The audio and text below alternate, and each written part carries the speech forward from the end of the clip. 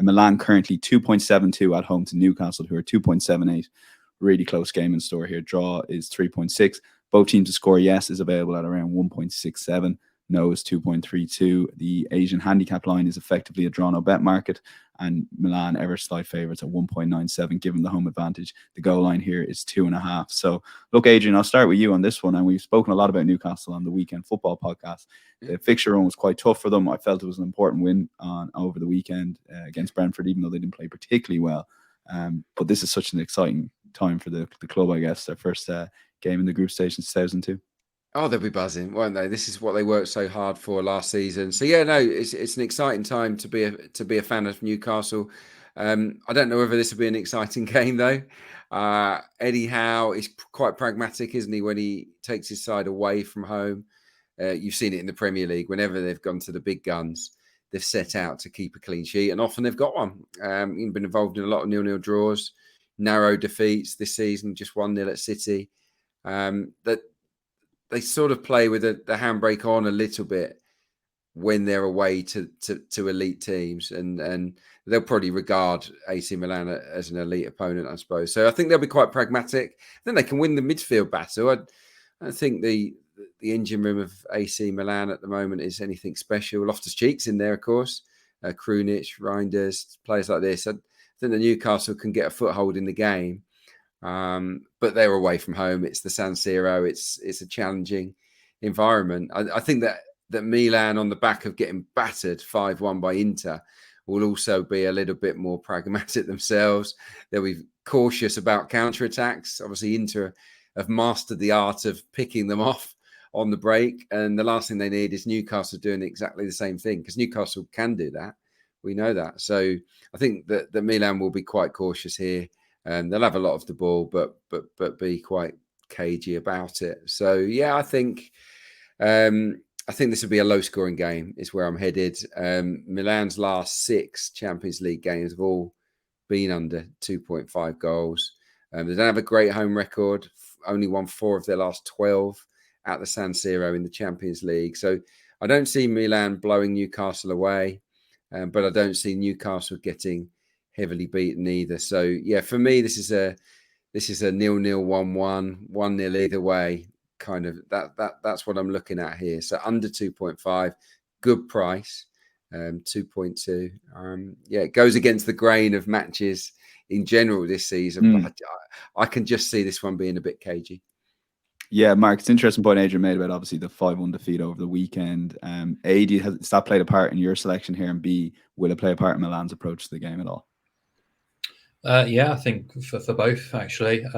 Interestingly, Milan opened around 235, 240 for this game, and that price has been slowly creeping up, kind of irrespective, really, of the Derby defeat and the way in which they lost that match. But that's down to the Premier League dominance, as we've already discussed. Newcastle were a highly rated team last year and are again this time around, if you look at the price they went off against Brentford at the weekend. So I wouldn't be too surprised if Newcastle go off as favourites in this game. If so, there might be something doing in Milan plus a quarter. It's already 1.7. If that can push up a little bit further, there might be some room for manoeuvre there. As far as the weekend goes, the 5-1, Pioli was heavily criticised after that game for his tactical approach and also his in-game changes. But Tomori was suspended. Kalulu's injured. So you had Kier and Thiaw playing at centre-half, and they just looked not good enough for this level. Kier especially physically just looks gone at the game for the sort of top level, really. Calabria had a disastrous match, and Teo made a ridiculous challenge for a penalty too. So, they've got a lot to kind of come back from there. But I think when a team has suffered such a chastening defeat, especially in such a high-profile match, you normally get a reaction. Most probably they'll focus defensively as well. Because if you look at the group stage, Adrian touched on it really with those unders. 6 consecutive unders in this competition.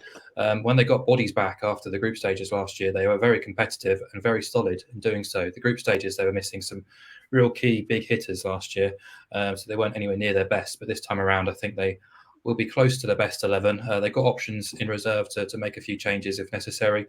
And yeah, Newcastle, Adrian's touched on it again. Just when they go away to the big hitters, they tend to play with the handbrake off, as he put it, and I think that's a very fair assumption. So, I'm not convinced this is going to play out in the shootout that perhaps the market is suggesting at BTTS at 1.7. It's match day 1. It's the group of death. from a Newcastle perspective, you're away from home against the Champions League semi-finalists. I can't see them going all out attack here, all guns blazing. So unders at 2.2 was the price that really stood out there. So I wouldn't be too surprised if this was a low scoring draw. It would be the handbrake on, Mark, I'm sure, because Adrian's podcast that he does on the Arsenal is handbrake off, of course. A famous Arsene Wenger quote. Good spot. Yeah. Miguel, you've come across the same selection here. Just a little bit on Eddie Howe and Newcastle. How big is his Champions League performances and comparative to his league performances, ultimately in him holding on to this job in Newcastle and continuing to grow as Newcastle manager? Well, it's interesting from that perspective because it's quite, even though obviously Eddie Howe has overperformed the job, there is just this kind of undercurrent that with the ownership and the controversial ownership, we should always say, there's this, as soon as they kind of go to another level, that they'll just want an upgrade. So I suppose it's why there's almost kind of an individual pressure on Eddie Howe to prove that he can keep pace with every stage they go up to. But I think that's one of the most interesting things as well in terms of it informing this match.